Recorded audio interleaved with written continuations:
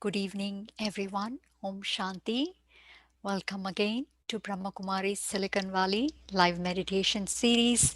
We are focusing on being a better version of yourself this entire month of January to really meet the resolution of really executing from our better version in every sphere of life. So for those of you who might be joining today, we always start off with a meditation commentary. So I will be saying some thoughts out loud and would invite you to join me. The intention of meditation really is to relax the mind and also the body. So let's get started with a meditation.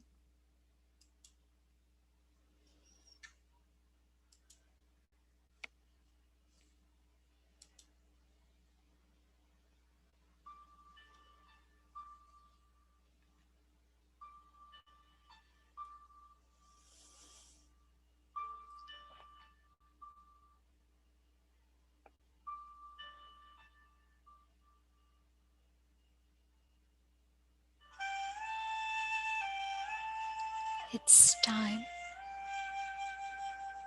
to get some genuine rest for the mind and the body.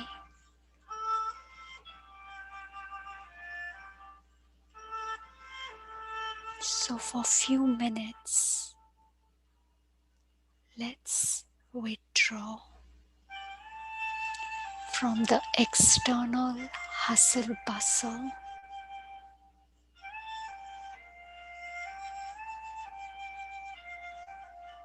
Withdraw the mind from work, home, people, past, body, future, everything. In this moment,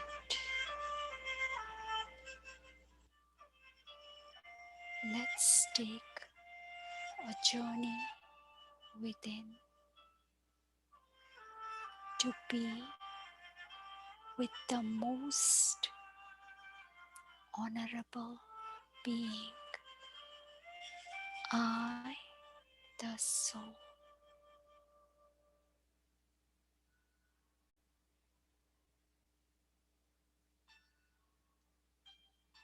Let's take few deep breaths in silence.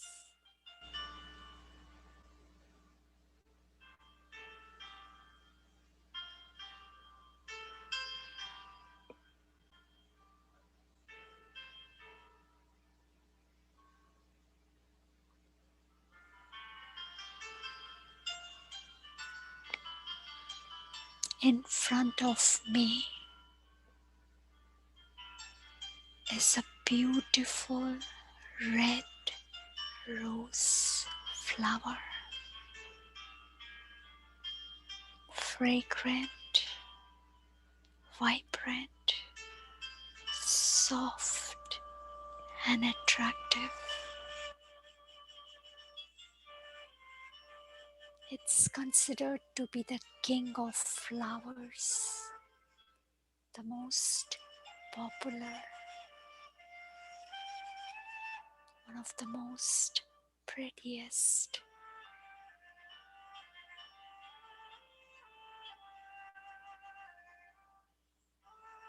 I, the soul,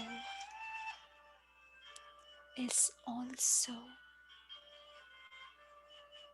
a fragrant spiritual rose.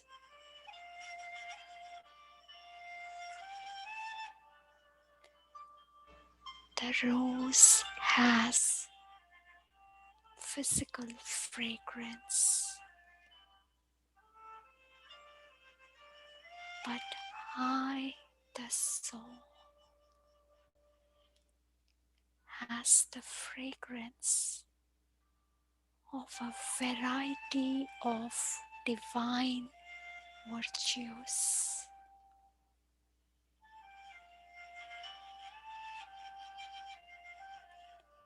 I am pure. I am peace.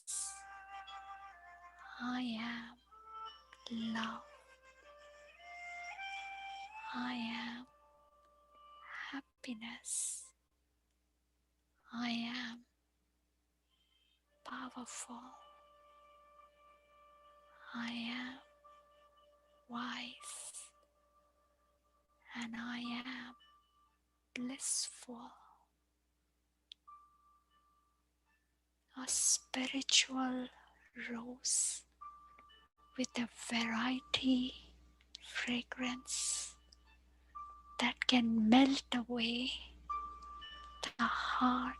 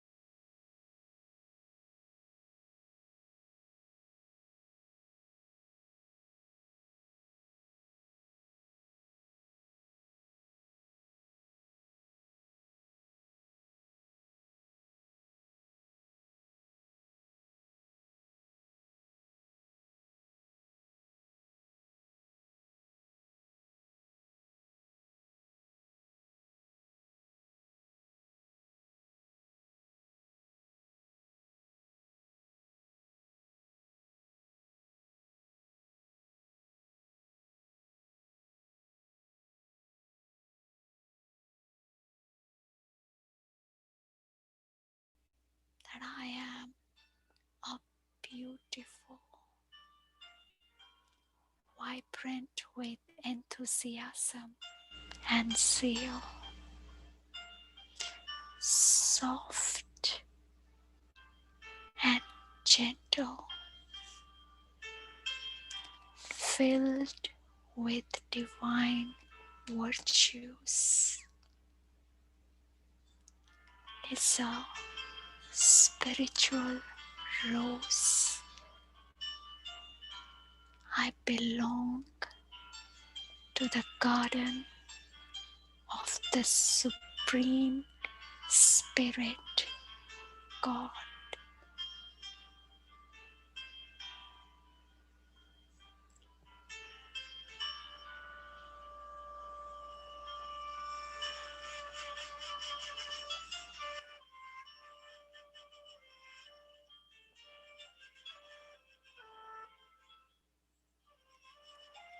Even if a rose is crushed, it leaves fragrance on the hands that crushed it. I, the spiritual rose, also maintains pure feelings and good wishes for the person who's lost their cool. I know that every actor is playing an accurate role. It's my responsibility to help fellow human beings by reminding them through my good wishes that you are a spiritual rose too. You are a fragrant being.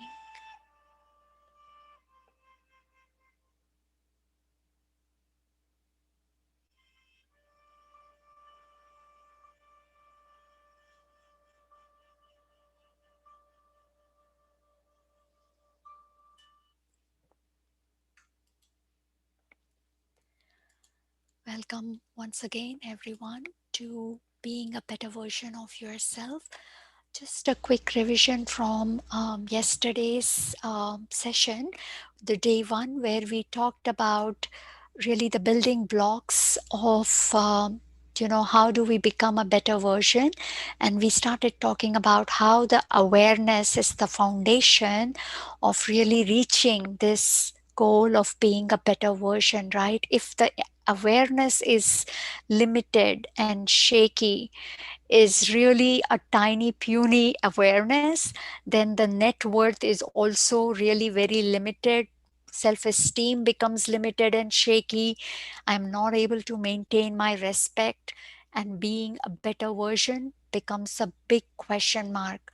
So, we will continue our journey today on day two and see how really wrong awareness literally causes us to focus on wrong things, and our efforts automatically are going on the wrong direction, and that is why the results are also not that great. So when we actually have wrong awareness, many people feel that it's very hard to practice meditation, spirituality. It's so difficult, there is no time. But what I have found, I'm a working mother, and I always thought I was extremely busy. I had no time for anything, and here I am doing double the work. Why? Because mainly because of correcting my awareness has caused me to save so much time, because my energy is going in the right direction, and I'm seeing a better version of me executing at work, executing at home, executing in relationships, and great results, right? So let's see what are some wrong awarenesses that we all have. Awareness is generated from really how you identify yourself, whatever might be in your subconscious as a result of a lot of self talk or talk from others or your own experiences. Suppose you think of yourself as a body, identify too much as a physical being, then majority of the times our goal is just to become more beautiful and healthy, be skinny, be light, have beautiful hair, and so on. And then what is the end result when all our time and energy is going in this? How do I become more beautiful, or how do I become more healthy? It wavers us. It depends upon how I am going, whether I feel arrogant or disappointed, right? Because I can't be pretty all the time, I can't be healthy all the time. I can put how much of a time I want. We know this is not in our control, and that is why there is a lot of fear in people, and cosmetic industry takes full advantage of it by saying, hey, buy our product, will maintain your beauty forever, and it leads to a lot of frustration. Similarly, if we identify ourselves a lot with some role, whether it is some role at work or maybe in extended family, it could be some charity I'm working for. If I'm too attached to it, same thing. It again causes us to fluctuate between superiority and inferiority complex. There's constant discontentment that arises because we are comparing, hey, how come I'm getting more recognition, less recognition than them, and I should have gotten more, I should have gotten a better project, and so on. So again, lot of feeling of frustration here. And we can keep talking about various different awarenesses that we all might have, that I am a mother, or I am a sister, or I am a wife, and then automatically we want to be best in that. And then we don't like it when people find somebody else better, they love someone else better. It leads to a lot of possessiveness, anxiety, worry, and so on, right? So, all of these awarenesses, which are limited, cause us to not really project our better version. Sometimes we feel we are showing up our best version, but immediately back of our mind, there is fear. Oh my gosh, how long will this last? Right? So, this awareness can never project or produce our better version. It's always going to be a shaky version. So, really, that shaky awareness causes us to also have a shaky self esteem. We keep shaking between low and high self esteem. right? Typically, what do we identify ourselves as?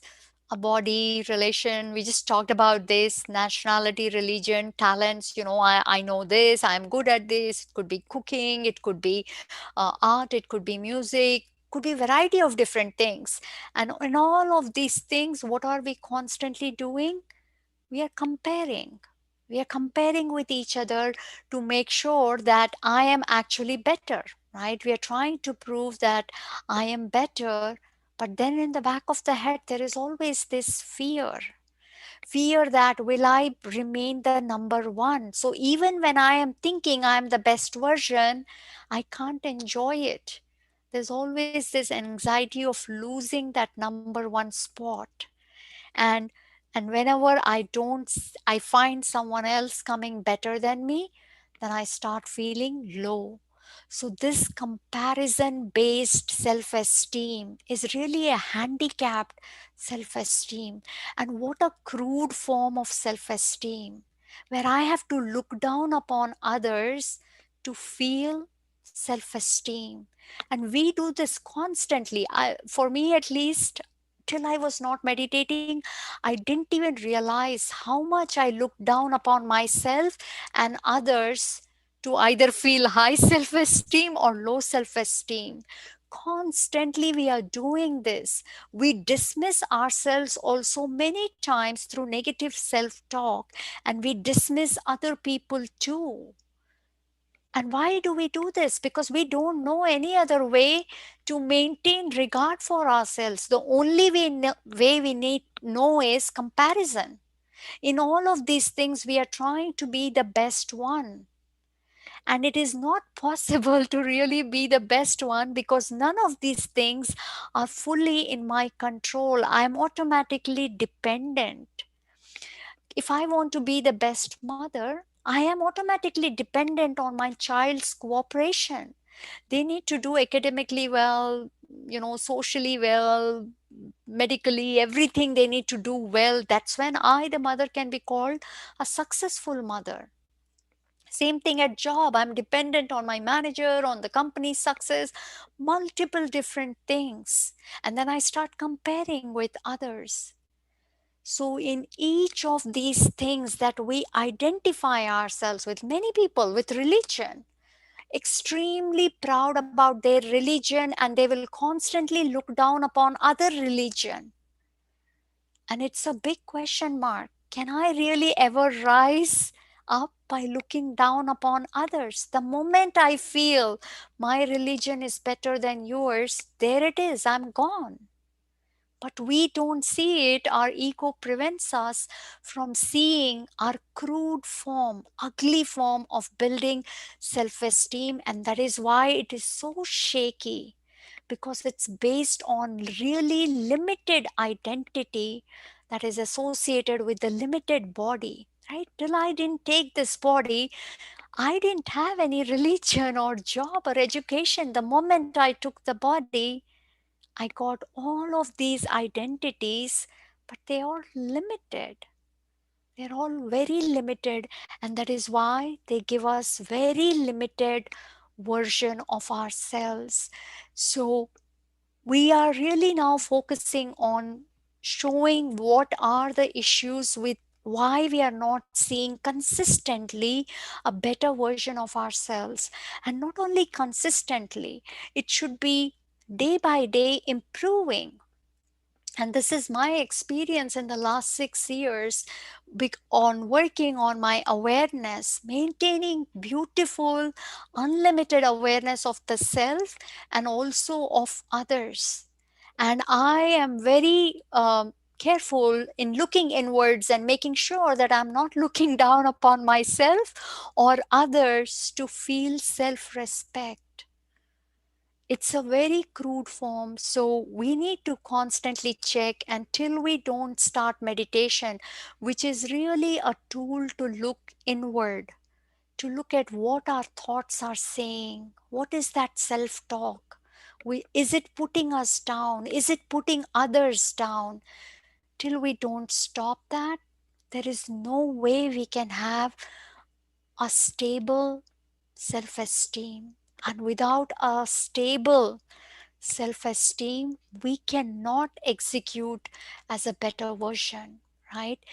There's a beautiful incident that happened with one of the Brahma Kumaris member. She is a teacher at a school, and she asks a student about, hey, this butterfly, from a caterpillar, what do you think? How did it happen? And one of the child's eyes lit up, and he says, oh, the caterpillar had the heart of a butterfly. That is why. And the teachers thought, oh my gosh, what a wise soul. Indeed, the heart, if our heart wants to become a butterfly, nothing can stop us. And so we'll continue our journey on this. We will build up upon how we move towards our right awareness. But before that, we will talk about few more issues with wrong awareness in the coming days. But let's end it with a meditation.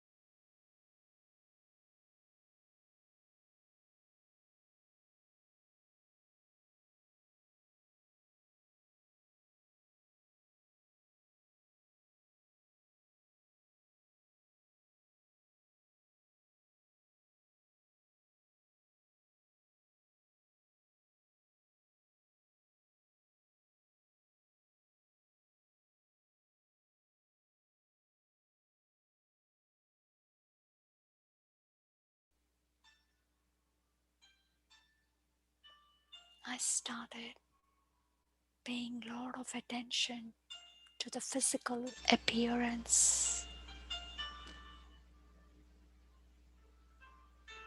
As years passed by, I started giving myself many labels, titles, roles.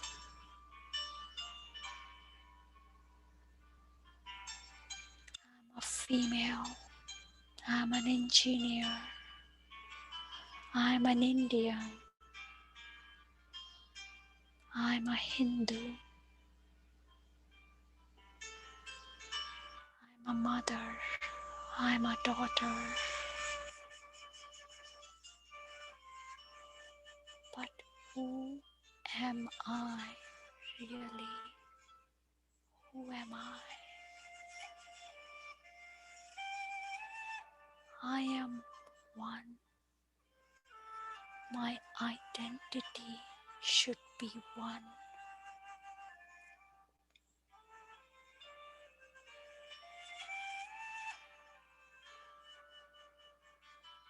When I thought of myself as a body, my entire focus and energy went on beautifying it, on making sure it was healthy. And in spite of putting in all the efforts, I did not get a guarantee that I would remain beautiful and healthy forever.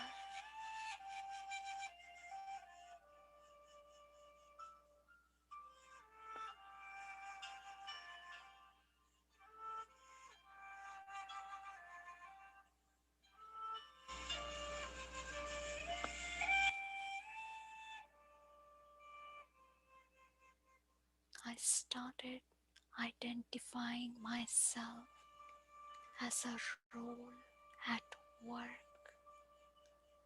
to see if that identity generated a lot of esteem. Did it cause many to respect me? So all my efforts and time went at work, trying to work on multiple projects for many hours, staying up late,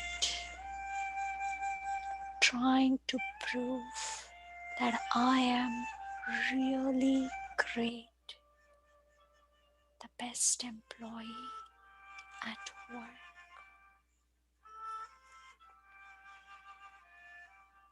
And I did get recognition, yet there's always this fear. How long will it last? And my family is complaining that I don't spend time. My body is tired, stressed due to work. How long do I maintain my identity at work?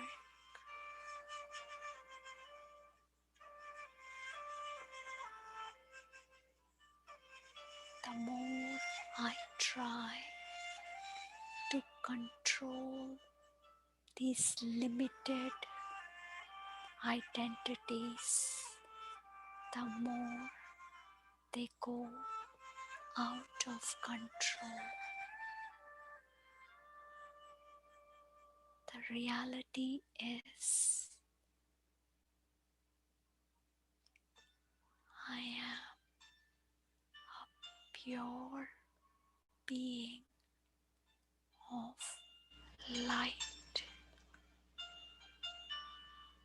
I don't need any proof,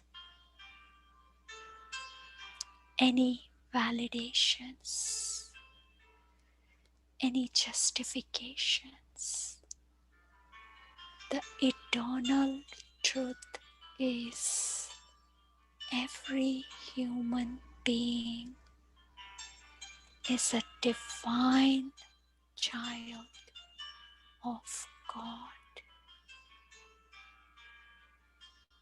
In the long journey in this world drama, we've forgotten and lost our divinity, but yet the reality that we are all children of God cannot be shaken. So I don't need to prove to anyone anything. I am already a beautiful divine being, and I don't need to compare with anyone. Each being is unique with their specialities, and I, the pure being, looks at others in admiration of their uniqueness. I am secured because God is my eternal parent. I have nothing to lose. I am already the most elevated creation of God.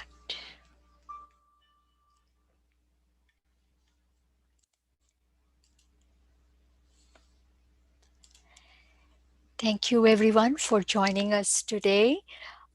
We do have a feedback form on the description box. So if you are able to give us some feedback, would be very much appreciated. And we will see you again tomorrow. Hope you have a good evening.